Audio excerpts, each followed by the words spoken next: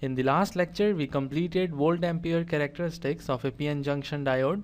In this lecture, we will discuss effects of temperature on VI characteristics.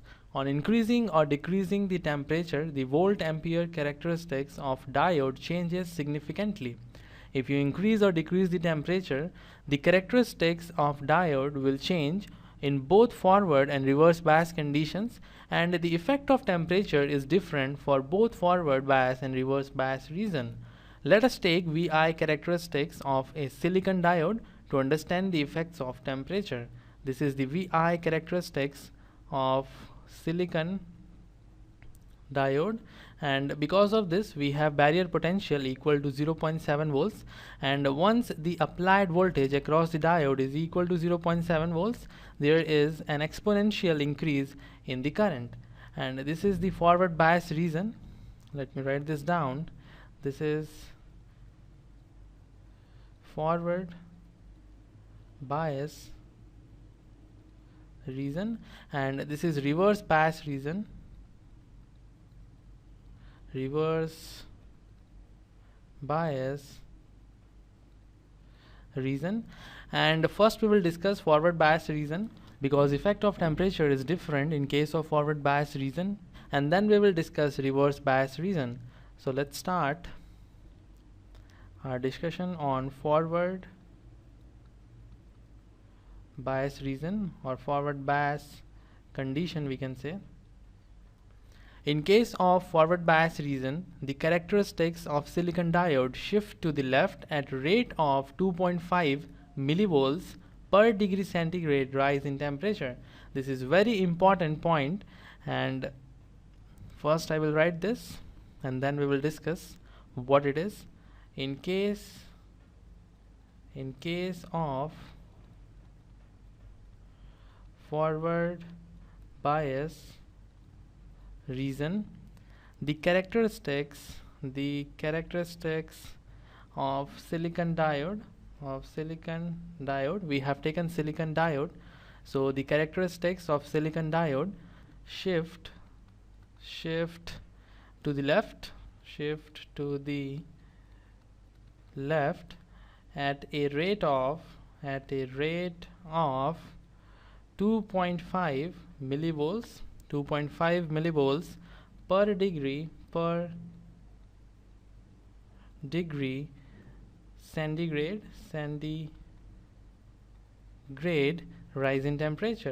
rise in temperature. So this is very important point, and you must note it somewhere.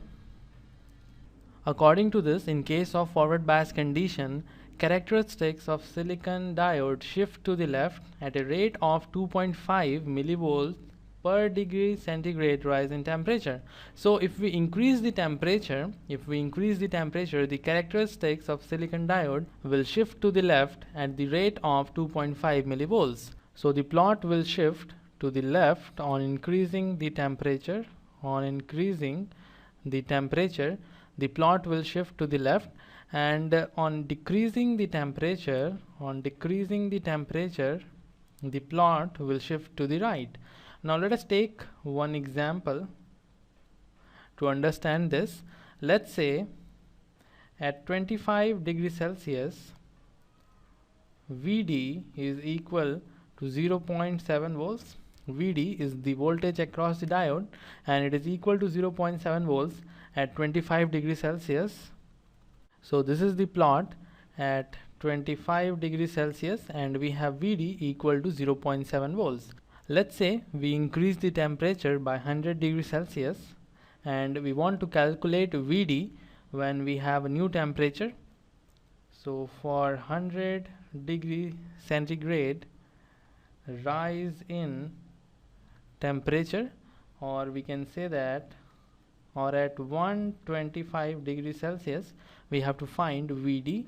25 degrees Celsius was the initial temperature, and we have increased 100 degree, so we have 125 degrees Celsius temperature. Now we will find out VD, and as I have already explained, for 1 degree rise in temperature, the voltage across the diode will reduce by 2.5 millivolts, and we have increased 100 degrees Celsius, so we will multiply 100 by 2.5 millivolts, and this will give us 0.25 volts.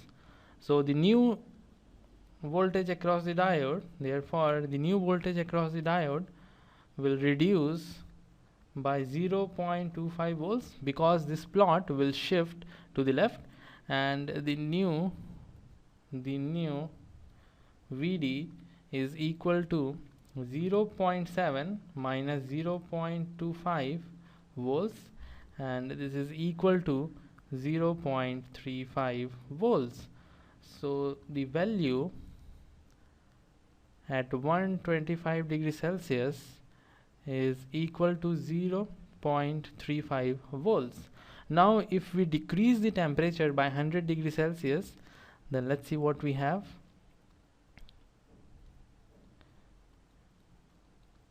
For 100 degree Celsius drop in temperature, or we can say that at minus 75 degrees Celsius. Initially we were having 25 degrees Celsius, and when we reduce the temperature by 100 degrees Celsius, we have minus 75 degrees Celsius.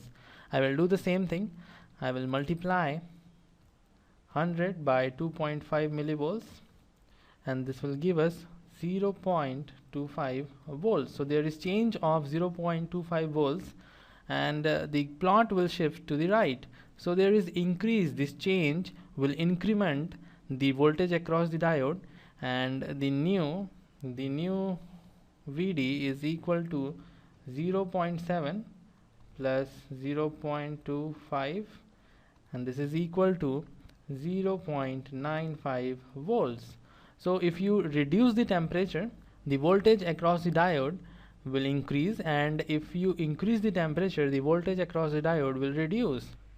The voltage across the diode we are getting is not any random voltage, but it is equal to the barrier potential, and at this voltage the current rises exponentially. So you can also say barrier potential increases when we decrease the temperature, and barrier potential decreases when we increase the temperature.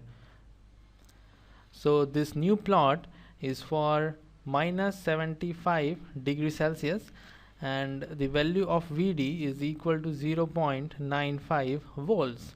So this is all for forward bias condition. Now we will move to reverse bias condition. In case of reverse bias condition, the reverse saturation current doubles for every 10 degree rise in temperature. This is another important point in this lecture. For reverse bias condition, the reverse saturation current IS doubles for every 10 degrees centigrade rise in temperature. So this is another important point, and please write it down so that it will help you in numerical problems as well. So if we talk about reverse bias condition, and if we increase the temperature, then for every 10 degree rise in temperature, the reverse saturation current IS, this is the reverse saturation current IS, doubles, and we will have a new reverse saturation current that is greater than the earlier one. Let's take one example and try to understand this.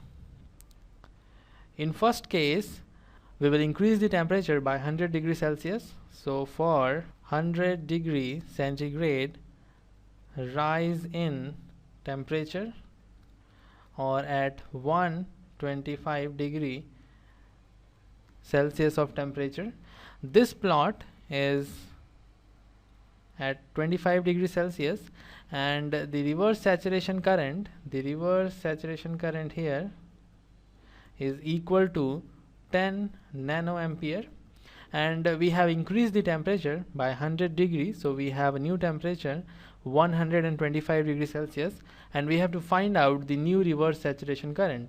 And as I have already told you, in case of reverse bias condition, the reverse saturation current doubles for every 10 degree rise in temperature. So at 35 degree Celsius we have 20 nanoampere, because at 25 degree Celsius we have 10 nanoampere. From this plot you can see at 25 degrees Celsius we have 10 nanoampere, the value of reverse saturation current, and we have increased the 10 degrees Celsius, so we have 20 nanoampere as the reverse saturation current, the double of 10 nanoampere. And if the temperature is 45 degrees Celsius, we have 40 nanoampere.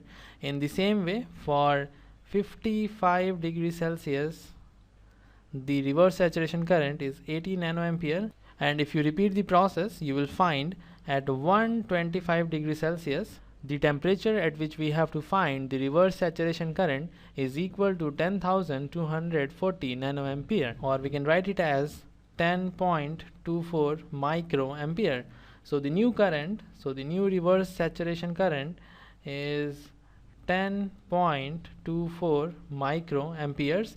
So the reverse saturation current increases with increase in temperature, and we have calculated it for 125 degrees Celsius. And by the same process, if you calculate at minus 75 degrees Celsius, you will find reverse saturation current reduces.